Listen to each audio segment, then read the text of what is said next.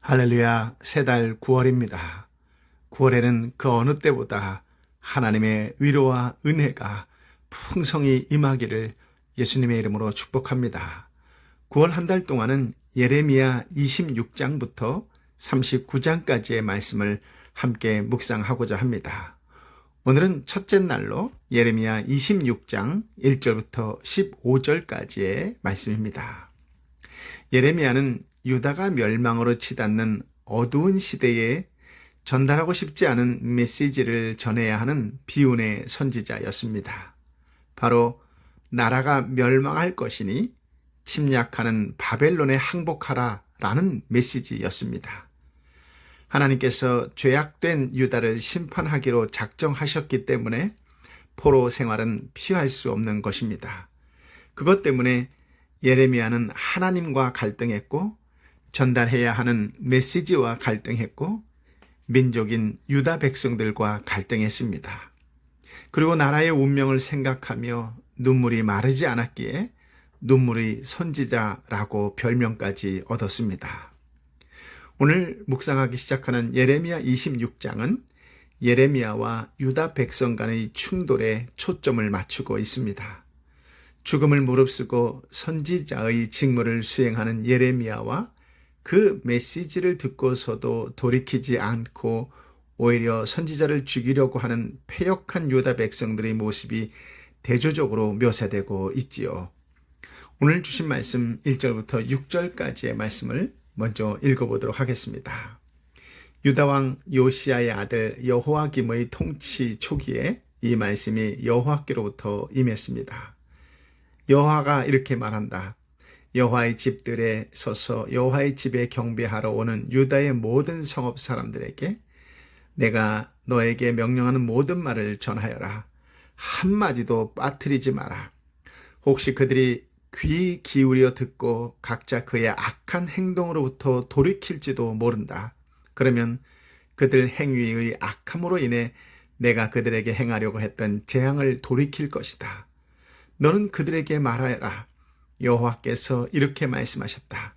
너희가 내 귀에 귀 기울이지 않고 내가 너희 앞에 놓은 내 율법을 따르지 않으면 또 내가 너희에게 되풀이해서 보냈으나 너희가 귀 기울이지 않았던 내 종들 예언자들의 말에 너희가 귀 기울이지 않으면 내가 이 집을 실로처럼 만들고 그 성읍을 세상 모든 민족들 가운데서 저주의 대상이 되게 할 것이다.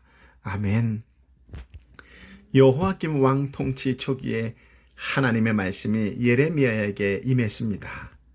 하나님은 성전에 예배하러 오는 모든 자들에게 빠짐없이 그 말씀을 정확하게 전달하라고 명령하셨지요. 그렇습니다. 하나님은 예배 드리러 오는 자에게 말씀하십니다. 즉 믿는 자에게 말씀하십니다. 말씀을 들을 수 있다는 것, 그것은 복이지요. 말씀을 듣고 순종하면 생명의 길이 열립니다. 하나님은 유다 백성이 하나님과 율법을 순종하지 않고 예언자, 즉 선지자들을 꾸준히 보내어 순종을 요구했으나 돌이키지 않았기 때문에 성전을 실로같이 하고 열방의 저주거리가 되게 하실 것이라는 메시지를 선포하라는 것이었습니다. 본문의 실로는 예루살렘 성전이 있기 전에, 즉 가나안 정착 초기에 하나님 언약궤를 두고 그분의 처소로 삼았던 곳입니다. 그러나 이스라엘 백성의 패역과 우상 숭배로 인하여 하나님은 그곳을 버리셨지요. 블레셋의 침입으로 파괴되었고 실로는 황폐화되었습니다. 실로는 유다 백성이 하나님의 심판을 눈으로 확인할 수 있는 확실한 증거입니다. 그러므로 유다 백성이 회개하지 않으면 예루살렘의 성전도 파괴되고 예루살렘 성읍도 황폐화되어 열방의 조롱거리가 되게 한다는 것이지요. 하나님께서 예레미야에게 그런 메시지를 전하게 한 것은 그들이 그 선포를 듣고 돌이킬 것을 바라서였습니다. 만약 그들이 돌이키면 하나님께서 그들에게 재앙을 내리려 했던 뜻을 돌이키시겠다고 했습니다. 유다 백성은 범죄하고도 돌아오지 않지만 하나님은 그들을 끝까지 돌이키게 하려는 안타까움이 묻어납니다. 하나님께서 예레미야를 통해 말씀을 전달하시면서 가장 많이 반복한 단어가 귀 기울이라, 귀 기울이라 라고 하는 표현입니다. 귀를 기울여 들으면 돌이키게 되지요. 돌이키면 재앙이 아니요 평안이요 축복입니다. 그렇습니다. 듣는 것이 복입니다. 잘 듣는 것이 큰 복이지요. 그래서 성경은 믿음은 듣는 것으로부터 시작된다고 이야기했던 것입니다. 그러나 여기서 한 가지 조심할 것이 있습니다. 하나님에 대하여 오해하는 것인데요. 예배하러 온다라고 해서 다 하나님의 백성은 아닙니다. 형식적인 예배, 즉 예배의 자리에 참석하기만 하면 하나님은 복 주신다라고 하는 것은 오해입니다. 하나님께서 오죽하면 예레미야에게 한마디도 빠짐없이 다 전달하라고 했을까요? 당시의 종교 지도자들은 자기들 편한 대로 하나님의 말씀을 편집했습니다. 하나님의 말씀을 백성들이 듣기 좋은 말로 편집해서 전달했던 것이지요. 예레미야를 통해 전해지는 하나님의 말씀은 회개 촉구와 심판의 선언입니다. 하나님은 유다 백성이 하나님의 말씀을 듣고 악한 길에서 돌이켜 회개하면 심판에 대한 계획을 철회할 수 있다고 약속하셨습니다. 그렇습니다. 회개는 각자 자신의 악한 길에서 돌이키는 개인적인 반응입니다. 그래서 진정한 회개, 진정으로 회개는 개인도 살리고 결국 나라도 살릴 수 있습니다. 그러나 당시의 종교 지도자들은 형식적인 예배를 드리는 자들로서 예레미야의 메시지를 거부했습니다. 즉 하나님의 말씀을 거절했습니다. 우리 시대의 가장 심각한 문제 중의 하나는 불통일 것입니다. 이청득심이라는 말이 있습니다. 귀 기울여 듣는 것은 사람의 마음을 얻는 지혜라고 하는 것이지요. 듣는 사람보다 말하는 사람이 더 많은 이 시대와 우리 사회에 가만히 상대에게 귀 기울여 듣는 것이 가장 위대한 소통의 지혜입니다. 하나님의 말씀에 귀 기울이면 이웃의 소리를 마음으로 들으실 수 있습니다. 이웃의 마음을 따뜻하게 하는 소통의 사람으로 살아가는 날이 되시기를 예수님의 이름으로 축복합니다. 아멘. 이제 예레미야의 선포에 대한 백성들의 반응이 7절부터 15절까지 나오는데요. 먼저 7절부터 9절까지의 말씀을 함께 읽어보겠습니다. 제사장들과 예언자들과 모든 백성이 예레미야가 여호와의 집에서 이 말을 하는 것을 들었다. 그러나 여호와께서 모든 백성에게 말하라고 명령하신 모든 것을 예레미야가 온 백성들에게 말하기를 마치자 제사장들과 예언자들과 모든 백성이 그를 붙잡고 말했다. 너가 반드시 죽어야만 한다. 왜 너가 여호와의 이름으로 이 집이 실로같이 되고 이 성읍이 황폐하게 돼 사람이 살지 않게 될 것이라고 예언하느냐. 그러고는 모든 백성이 여호와의 집에서 예레미야 주위로 모여들었다. 아멘. 예레미야의 선포에 종교 지도자들과 백성들의 반응은 우리를 당황스럽게 합니다. 그들은 예레미야가 전한 하나님의 말씀에 강하게 저항합니다. 불통의 사람들의 특징이 무엇인지 아십니까? 그것은 고집입니다. 끝까지 자기가 맞다고 억지 부리지요. 하나님에 대하여, 예배에 대하여 오해하고 있는 것입니다. 하나님의 임재를 상징하는 성전은 절대 멸망하지 않을 것이라는 확신이 그들의 오해입니다. 당연히 그런 말씀을 전하는 예레미야를 그 자리에 붙잡아 죽이겠다고 결의합니다. 예레미야는 반드시 죽어야 한다라며 사람들이 모여들기 시작합니다. 10절, 11절 말씀을 읽어볼까요? 유다의 관료들이 이 일들을 듣고서 왕궁에서 나와 여호와의 집으로 올라가서 여호와의 집 세문 입구에 자리를 잡고 앉았다. 그러자 제사장들과 예언자들이 그 관료들과 모든 백성에게 말했다. 이 사람이 죽는 것이 합당하니 이는 당신들의 귀로 들은 것처럼 그가 이 성읍을 대적해서 예언했기 때문이다. 아멘. 예레미야는 성전 뜰에서 하나님의 이름으로 성전이 파괴되고 성이 황폐화될 것이라고 예언했었지요. 그 예언을 선지자들, 즉 예언자들과 제사장들과 백성들이 들었습니다. 그들은 예레미야의 예언을 신성모독으로 여겼습니다. 그래서 예레미야를 붙잡아 죽이려 했지요. 유다의 고관들이 왕궁에서 성전에 올라와 새 대문 입구에 앉았습니다. 즉 왕의 궁정을 관리하는 왕의 측근 참모들이 성전의 소요 사태, 데모하는 모습을 듣고 조사하기 위해 재판관 위치에서 신문을 하는 것입니다. 예언자들과 제사장들과 백성들은 그 왕의 관리들에게 예레미야를 죽여야 한다고 말합니다. 적극적으로 고소하는 예언자들과 제사장들은 그동안 성전에서 기득권을 누렸던 자들입니다. 유다 백성들에게 하나님의 말씀을 백성이 듣기 좋은 소리로 편집하여 성전과 예루살렘에 대하여 거짓 확신을 심어준 자들이었지요. 12절부터 15절까지의 말씀을 읽어볼까요? 그러자 예레미야가 모든 관료들과 모든 백성에게 말했다. 여호와께서 나를 보내 이 집과 이 성읍에 대해 너희가 들은 모든 말들을 예언하라고 하셨다. 그러므로 너희는 이제 너희의 행동과 행위를 올바르게 하고 여호와 너희 하나님의 목소리에 순종하라. 그러면 여호와께서 너희에 대해 말씀하신 재앙을 마음에서 돌이키실 것이다. 보라, 나는 너희 손 안에 있다. 너희 생각에 좋고 올바른 것으로 내게 행하라.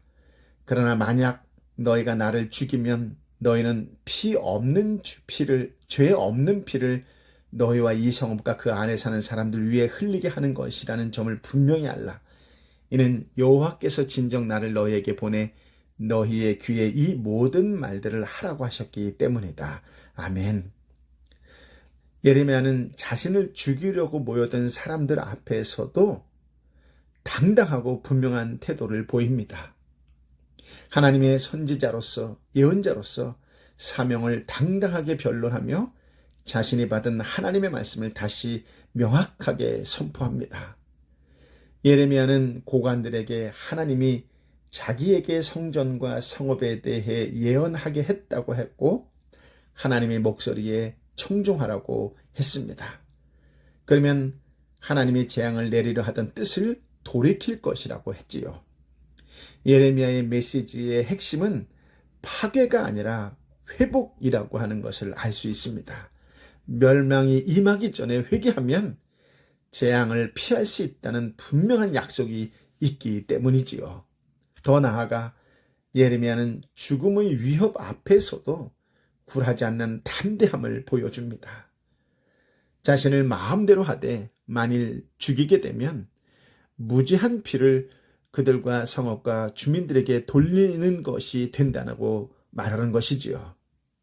예레미야는 자신의 목숨이 그들에게 달려 있다는 것을 알면서도 자신이 전한 메시지가 하나님의 지시였음을 분명히 나타냈고 그들에게 회개를 촉구했습니다. 만일 그들이 자신을 죽인다면 피를 흘린 죄값을 받을 것이라는 경고까지 했지요. 그렇습니다. 그리스도인은 하나님이 무엇을 원하는지를 분명히 알아야 합니다. 하나님을 알아갈 때 하나님의 뜻을 알 수 있습니다. 하나님의 뜻을 알 때 하나님의 소명도 감당할 수 있지요. 디모데후서 3장 12절에 이렇게 나옵니다. 그리스도 예수 안에서 경건한 삶을 살고자 하는 사람들은 모두 핍박을 당할 것이다. 하나님의 사명을 감당하는 데에는 당연히 핍박이 있을 것을 알아야 합니다. 그러고 보면 베드로와 요한도 그러한 정신을 가졌고 바울도 그러한 정신을 가지고 소명을 다하였지요. 사도행전 4장 18절부터 20절 말씀에 이렇게 나옵니다. 그러고 나서 그들은 베드로와 요한을 다시 불러들여 절대로 예수의 이름으로 말하거나 가르치지 말라고 명령했습니다. 그러자 베드로와 요한이 대답했습니다. 하나님의 말씀보다 당신들의 말에 순종하는 것이 하나님 보시기에 옳은지 스스로 판단해 보십시오. 우리는 보고 들은 것을 말하지 않을 수 없습니다. 사도행전 20장 22절 24절엔 또 이렇게 나옵니다. 그리고 나서 나는 성령의 강권하심 가운데 예루살렘에 가려고 합니다. 그곳에서 내가 무슨 일을 당할지는 알 수 없습니다. 오직 내가 아는 것은 어떤 도시에 가든지 감옥과 고난이 나를 기다리고 있을 것을 성령께서 내게 증거해 주실 뿐입니다. 그러나 나는 내가 달려갈 길과 주 예수께서 내게 주신 사명, 곧 하나님의 은혜의 복음을 증거하는 사명을 다 완성하기 위해서라면 내 생명을 조금도 귀한 것으로 여기지 않습니다. 그렇습니다. 이 세상에 대한 심판의 책임은 하나님께 있는 것이 아닙니다. 돌이키지 않은 사람들의 완악함 때문이지요. 돌이키지 않았다라고 하는 것은 불통이요 고집의 사람입니다. 하나님의 말씀에 귀 기울이시기를 다시 한번 간곡히 선포합니다. 성도는 회개를 통해서만 하나님과 올바른 관계를 경험할 수 있습니다. 경청하는 그리스도인이 소통하는 그리스도인이지요. 하나님과의 소통이 개인을 살리고 이웃을 살립니다. 나와 이웃을 살리는 경청의 사람, 이웃을 미소 짓게 하는 소통의 그리스도인이 되시기를 예수님의 이름으로 축복합니다. 아멘. 아버지 하나님, 참으로 귀한 말씀, 이 시대에 가장 필요한 지혜의 말씀을 허락하여 주시니 감사합니다. 돌이키라고 수많은 선지자 예언자들을 보내고 나라가 어렵고 힘들고 혼탁할수록 더 많은 사람들을 보내주신 하나님의 뜻을 알아가는 믿음의 사람이 되게 하여 주옵소서. 과연 이 땅의 교회가, 이 땅의 교인들이 이 땅의 사람들에게 어떤 존재였는지를 다시 한번 말씀을 통하여 되돌아보는 은혜의 시간을 허락하셨사오니 다시 이 땅의 교회가, 교인들이 세상 사람들로부터 인정받는 교회여 사람들이 될 수 있도록 하나님 먼저 교회와 교인들이 깨어 있게 하여 주옵소서. 하나님의 뜻에 온전히 순종하는 자들이 되게 하여 주옵소서. 형식적으로 드렸던 예배 이제 벗어버릴 수 있는 용기와 믿음을 허락하여 주옵소서. 온전히 하나님의 말씀에 귀 기울여 들을 줄 아는 경청의 사람들이 되게 하여 주시어서 불순종의 삶을 벗어버리고 온전히 순종하는 그리스도의 한 사람으로 그렇게 믿음으로 반응하는 성숙한 그리스도의 사람 되게 하여 주시옵소서. 무엇보다도 이제 이 땅을 살리고 민족을 살리고 공동체를 살리고 사람을 살릴 수 있는 것은 복음밖에 없다는 것을 하나님 다시 한번 가슴속 깊은 곳으로부터 선포할 수 있는 하나님의 사람, 성령의 사람, 예수의 사람들 되게 하여 주시어서 믿음으로 복음을 선포하는 것을 더 이상 세상 속에서 두려워하거나 부끄러워하지 않고 오히려 그 믿음 안에 당당히 살아가고 선포할 수 있는 그리스도의 향기가 되게 하여 주옵소서. 주님이여 간절히 빌고 원하오니 우리를 불쌍히 여겨주시고 긍휼의 하나님이여 우리를 덮어 주옵소서. 주 예수 그리스도의 은혜와 사랑으로 품어 주시옵소서. 주여 교회를 살려 주옵소서. 주여 교인들을 불쌍히 여겨 주옵소서. 하나님의 뜻이 이 땅에 이루어질 때 우리를 사용하여 주시길 간절히 빌고 원하오니 주여 다시 한번 은혜를 긍휼을 덮어 주옵소서. 불쌍히 여겨 주옵소서. 회복을 부어 주옵소서. 이제는 길이요 진리요 생명 되신 우리 주님 예수 그리스도의 은혜와 아버지 하나님의 크신 사랑과 성령 하나님의 위로 역사 교통 충만하시니 내 한 사람 먼저 세상 속에 그리스도의 향기요 세상 속에 그리스도인으로 살아가겠느라고 다시 한번 말씀 앞에 철저히 통해 자복하며 하나님의 뜻에 따라 살겠느라고 결단하고 결심하는 주의 백성 한 사람 한 사람 머리 위에 한 영혼이라도 더 주님 앞에 기도하는 영혼으로 올바르고 참된 예배자의 사람으로 삼기 위하여 기도하고 또 품고 애통해야 하는 저들의 삼토와 일토의 영혼들과 열방의 선교사님과 함께하여 주옵기를 간절히 축원하옵나이다. 아멘.